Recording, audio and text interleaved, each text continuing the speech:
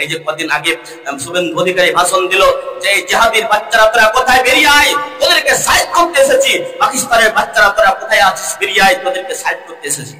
শুভেন্দু অধিকারী এইভাবে মুসলমানদের বিরুদ্ধে প্রকাশ্যে কথা বলে। কিন্তু যুবক ভাই, আমি তোমাদেরকে বলি, তুমি শক্তি জোগাও ওই শুভেন্দু অধিকারীকে। ওই শুভেন্দু অধিকারীর জন্য আমাদের মুসলমানদের যুবক একজনই যথেষ্ট। তুই তো সিকিউরিটি নিয়ে ঘুরিস, প্রোটেক্ট নিয়ে ঘুরিস, প্রোটেকশন নিয়ে ঘুরিস, একবার তুই খালি হাতে বেরিয়ে যা। আমাদের যুবকরা একজনই ছিলাম। আজকে আমাদের জীবনে নিরাপত্তা আমরা খুঁজে পাচ্ছি না, আজকে নিরাপত্তা খুঁজে পাচ্ছি না। এই জন্য আমি বিশেষ করে যারা যুবক রয়েছেন যুবক ভাইরা আল্লাহর ইবাদত থেকে অনেক পেছে। যুবক ভাইরা নিজের বন্ধু বান্ধবের সাথে সময় কাটিয়ে দিয়ে এমনিতে বসে বসে গল্প করে মোবাইল টিপে মোবাইল চালিয়ে নিজের মূল্যবান সময়টাকে এরা নষ্ট করে দেয়। প্রিয় যুবক ভাই, আর কতদিন এরকম করবেন বলেন? এই যে আপনার অবহেলার কারণে আপনার ভেতরে ঈমান নেই, তার জন্য আজকে আমাদের মুসলিমদের প্রতি নির্যাতন। আপনাকে বলি কি, আজকে আমরা শক্তি হারিয়ে ফেলেছি।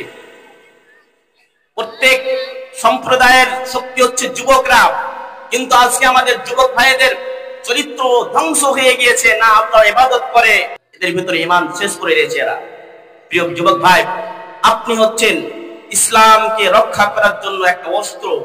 আপনি যদি না জাগেন তাহলে আপনার ঈমান, আপনার কোরআনকে একদিন হারাতে হবে।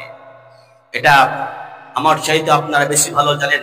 আপনারা বেশি সবসময় ফেসবুক চালান, যে কি বর্তমান পরিস্থিতি আমাদের ভারতবর্ষে ঘটছে আর ঘটেই চলেছে। যতদিন থেকে 2014 থেকে একটা দল যতদিন থেকে ক্ষমতায় এসেছে, ততদিন থেকে আমরা নিরাপত্তাহীনতায় ভুগছি। আমাদের প্রতি চলছে নির্যাতন। সেই নির্যাতন আপনারা সবাই দেখছেন।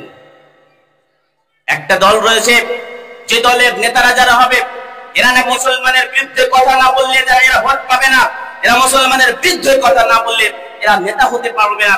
এর জন্য সব সময় 24 ঘন্টা এরা মুসলমানদের বিরুদ্ধে কথা বলতে থাকে। এই যে একজন শুভেন্দু অধিকারী রয়েছে আমাদের ওয়েস্ট বেঙ্গলের, এই শুভেন্দু অধিকারী কয়েকদিন আগে কি বলছে জানেন? আমাদেরকে টার্গেট করে। আরে ভাই, আমরা তো চাই না। এতদিন 2014 আগে আমরা বুঝতাম না যে কে হিন্দু কে মুসলমান। আমারও হিন্দু বন্ধু রয়েছে, অনেক রয়েছে। এই যে ভুবনতলা এই গ্রামগুলোতে আমারও মুসলিম বন্ধু, হিন্দু বন্ধু রয়েছে। আমরা জানতাম না যে আমরা আলাদা। আমরা এটাই জানতাম যে ও হিন্দু, আমি মুসলিম। কিন্তু আমাদের ভেতরে কোনো বিভেদ ছিল না। কিন্তু কিছুদিন থেকে আমাদের ভেতরে এমন ভাবে বিভেদ তৈরি করেছে যেন একজন আরেকজনের শত্রু। মনে হচ্ছে যে আমি হিন্দুকে দেখতে পারবো না, হিন্দু আমাকে দেখতে পারবে না। কিন্তু ভাই, আমরা এটা চাই না। আমরা সকলে ভাই হয়ে এই ভারতবর্ষে আমরা বসবাস করতে চাই। কিন্তু এখন যে এক দলের নেতা নেত্রীরা এমন করে মুসলমানদের বিরুদ্ধে মুসলমানকে টার্গেট করে কথা বলে, এটা মনে হচ্ছে যে আমরা ওদের শত্রু। দিল যে জিহাদির বাচ্চারা তোরা কোথায়, বেরিয়ে আয়, তোদেরকে সাইড করতে এসেছি। পাকিস্তানের বাচ্চারা তোরা কোথায় আছিস, বেরিয়ে আয়, তোদেরকে সাইড করতে এসেছি। শুভেন্দু অধিকারী এইভাবে মুসলমানদের বিরুদ্ধে প্রকাশ্যে কথা বলে।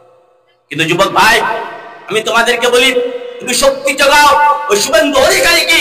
ওই শুভেন্দু অধিকারীর জন্য আমাদের মুসলমানদের যুবক একজনই যথেষ্ট।